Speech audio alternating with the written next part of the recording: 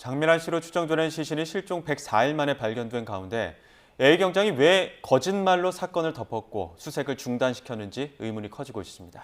긴급 체포됐다가 풀려난 A경장은 오늘 오후에 구속심사를 받는데요. 이용혁 건국대학교 경찰학과 교수 연결해서 조금 더 자세한 상황 알아보겠습니다. 교수님 연결되어 있으시죠? 예, 안녕하십니까? 예, 교수님.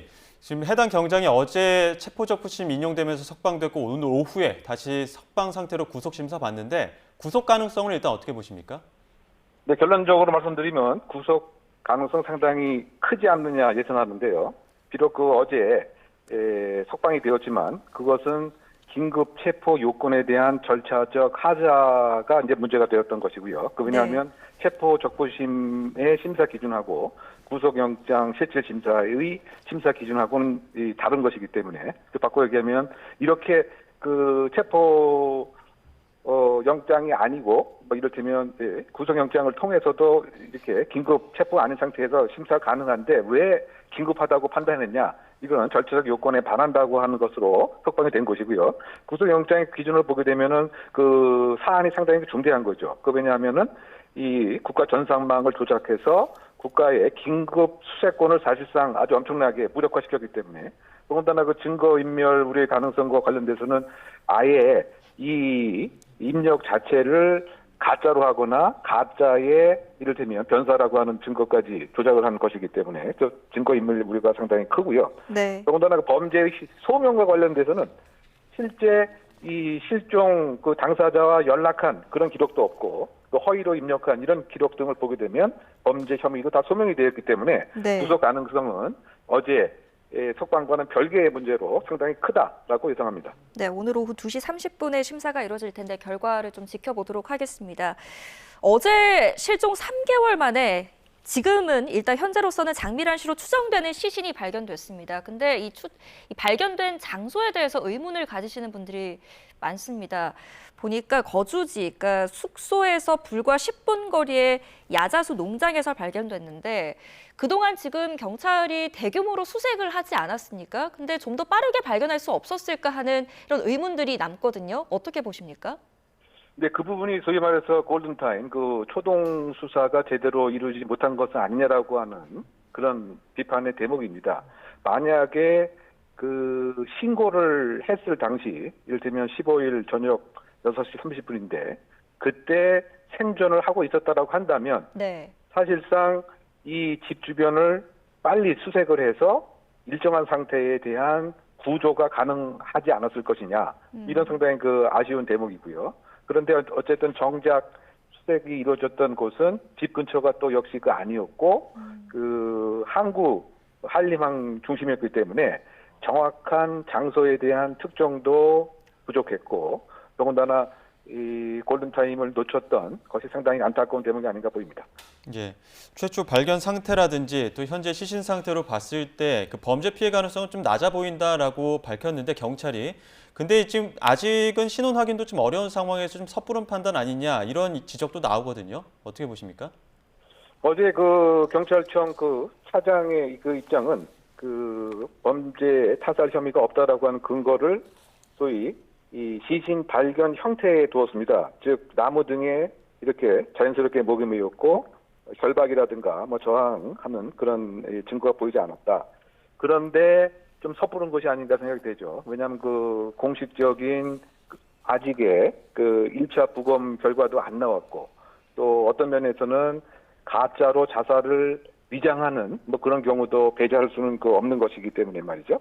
이제 그렇다고 봤을 때 경찰청 입장은 일단은 타살 가능성 없지만 많은 가능성을 열어놓고 수사는 계속하겠다라고 어제 국회에서 밝혔지만 다소 좀 섣부른 판단과 섣부른 이 표현이 아니었던가 생각됩니다. 네, 진상을 규명하기 위해서는 또 정확한 사인을 밝히는 것도 중요할 텐데요. 오늘 부검이 진행될 예정이라고 합니다. 근데 걱정되는 게 장미란 씨가 실종됐던 기간이 이제 여름이었잖아요. 워낙 더웠다 보니까 시신이 부패되는 속도나 정도가 굉장히 심했을 걸로 예상이 되는데 일단 그런 상태라고 하더라도 부검을 하면 사인이 밝혀지는 겁니까? 그렇죠. 일단은 그 근본적인 사망의 원인은 그 밝혀질 수가 있는데요. 뭐 이를테면 흉기 손상이 되어 있는 것인지 목맴 흔적에 대한 그 판단. 다만 정확한 사인에 관한 것은 정밀 부검이 그 필요합니다. 뭐 이를테면 약독극물 검사라든가 또는 그 조직 검사, 또 필요한 경우에는 뭐 플랭크턴 검사, 이것은 2주에서 뭐 3주 정도가 소요가 될 텐데, 일단 지금 긴급 그 감정을 하게 되면 정밀 감정까지도 한 2주면 종료가 되지 않을까 생각이 됩니다. 일단 1차 부검을 그 통해서 극단적 선택인지 타살의 가능성이 있는 것에 대한 그 판단이 이루어질 것 같고요. 또 공식적인 어떤 그 국가수의 이를테면 이 변사체가 장민환 씨 것이 공식적으로 맞느냐에 대한 또 검증도 필요하거든요. 그것은 그 DNA 대조가 있어야 되는데 DNA 대조도 보통 일주일 이상 소요가 됩니다만 이번 사안 같은 경우는 긴급 감정을 통해서 2, 3일 사이에 유가족의 DNA를 비교를 해서 장민환 씨의 시신이 맞는가에 대한 공식적인 발표도 있지 않을까 생각해 봅니다. 예, 제일 의문이 남는 것 중에 또 하나가 이 해당 경장은 왜 그랬을까? 그러니까 연락이 닿았다고 거짓말을 하고 허위로 사건을 종결했단 말이죠. 어떤 이유 때문이라고 분석하십니까? 일단은 그 본인이 현재 다루고 있는 그 사건의 수가 많아지는 것에 대한 부담감이 있지 않았을까라고 생각을 할 수밖에 없을 것 같습니다. 왜냐하면 거짓말을 2차적으로 한 거죠. 결국 첫 번째 그 거짓말은 실제로 확인하지 않았음에도 또 실제로 가족에게 위치를 알려주지 말아라라고 하는 말이 전혀 없음에도 네. 그리고 또 두 번째 거짓말은 이 그 프로파일링 그 시스템 상에 그 변사라고 또 이렇게 또 임적도 했던 것으로 봐서는 아예 처음부터 이 사건 자체가 기록에 아예 그 존재하지 않는 것을 그 말했다. 그럼 왜 그랬겠느냐? 본인이 갖고 있는 사건 수가 많은 것에 대한 부담감이 있었을 것 같고요. 또 다른 이유는 실제 사실 성인 가출 같은 경우에 대부분 하루 안에 즉 90%가량이 돌아오고 또 한 달 안에 99%가량이 돌아오기 때문에 내가 이와 같은 판단을 해도 사실적인 결과는 맞다라고 하는 관행적인 이 왜곡된 판단을 한 것이 아닌가 이런 생각이 드는데요. 어떤 그 경우라고 하더라도 그 국가의 안전과 국민의 안전과 생명을 다루는 그런 이 직업을 하고 있는 이런 사람이 있어서 더군다나 거짓말을 했다라고 하는 이런 측면, 더군다나 이것을 사후 과정에서 밝혀낼 수 없었던 시스템이 있었다고 하는 이런 점, 이건 상당히 비판이 가해진 대목으로 보입니다. 네, 개인의 잘못이냐, 또 경찰 조직의 시스템적인 구조적인 문제가 있었느냐 이런 이야기도 나오고 있는데요. 지금 장윤기 사건 경찰의 봐주기 수사 의혹, 그리고 이번에 장민환 씨 실종 허위 종결로 경찰 수사 역량이 도마 위에 올랐습니다. 지금 검찰의 보안 수사권 전면 폐지 이후에 경찰 수사 온전히 믿고 맡길 수 있겠느냐 이런 국민들의 우려가 높은 상황인데 어떻게 보십니까? 네, 그 경찰의 그 권한 자체가 늘어난 만큼 여기에 대한 책임성도 더 담보가 돼야 되죠. 즉 내적인 내부 통제뿐만이 아니고 외부 통제도 조금 더 그 체계적으로 이루어져야 될 것 같고요. 특히 그 가장 그 중요한 것은 이렇게 회피적, 축소지향적 경찰 내부 문화를 반드시 그 개선을 해야 될 것 같고요.